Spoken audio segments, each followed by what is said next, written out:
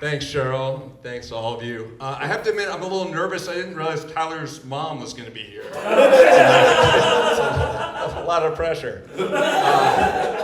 So I have a true story. So earlier today, I was walking to the grocery store, and I was rehearsing my set, kind of under my breath, just sort of talking low, just going through it over and over. And I was walking to the grocery store, and this homeless guy was coming in the opposite direction, and he saw me, and his eyes kind of went wide, and he gave me this really wide berth.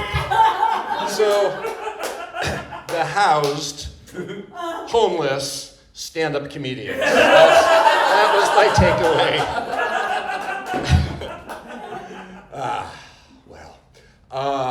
I'm trying to steer clear of politics in my stand-up comedy because I don't want to be canceled. And by canceled, I mean deported. Right? I've never been so glad to not have made it in comedy right now. It's crazy out there.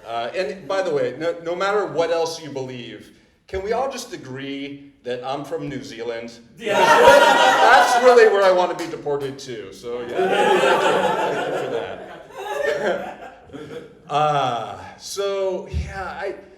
I feel like politics right now, it kind of mixes like oil and marine wildlife. But I can't stay away. I've been thinking a lot about Reagan for some reason. I know it's like a very divisive figure, and why am I thinking about somebody from the past? But I really think Reagan brought the whole world together in this very beautiful moment back when she competed in the 2024 Olympic breakdancing competition. Do you all remember that? This Australian breakdancer? Yeah, she had introduced the world to the T-Rex, and she had the help, I've fallen and I can't get up. It was stunning. And can you remember any other breakdancer from that Olympics? No, she dominated. She was incredible. She got a perfect score. She got a 0. And how inspirational is that? Because any one of us could have at least tied an Olympic competitor at something, or maybe even beaten her. It's wild. So I think the moral of her story is like, if you're going to be bad at something, just be epically bad.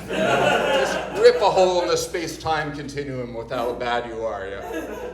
And I don't mean to brag, but I think I've achieved that at times in my own stand-up comedy. Anyway.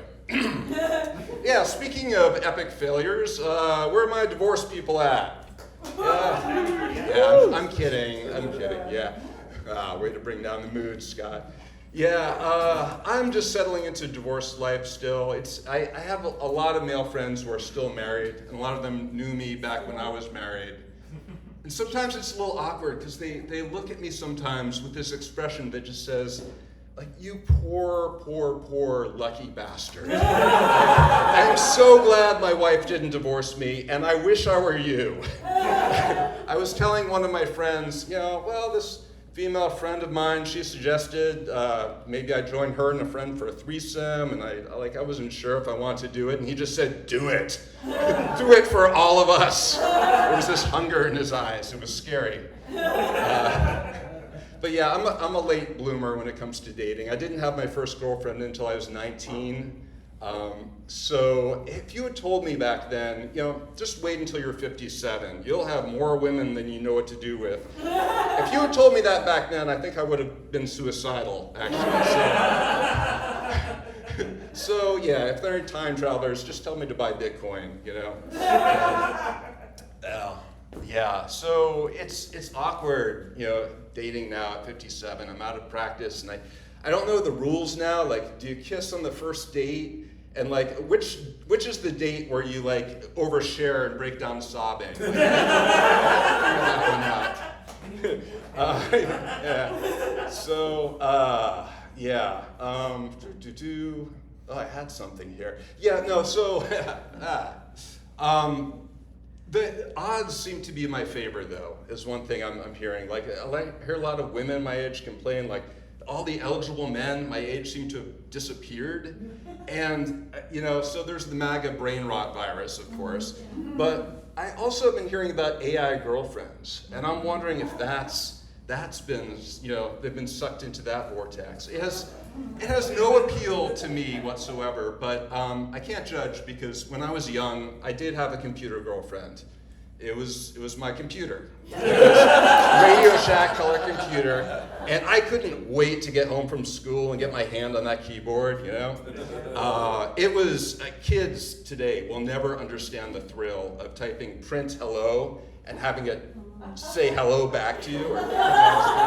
And you could write a for loop and make it say hello to you 100 times. I don't know why it had to be 100, but it did. And it would take minutes, but this was like the power that the ancients could only dream of. I think this is the power of the gods here. But I think maybe we should have stopped there, honestly. Because like back then, you would tell a computer what to do, and it would do it. And now computers are trying to actively seduce us, right, and replace us. And I'm just thinking now, like, the best hope for humanity is to mess with the training data that these AIs are using. So like, laugh at the bad jokes and like dance like you're trying to score a perfect 0 at the Olympic breakdance competition. This way we'll preserve our humanity. And thank you for coming to my TED Talk. You have all been wonderful.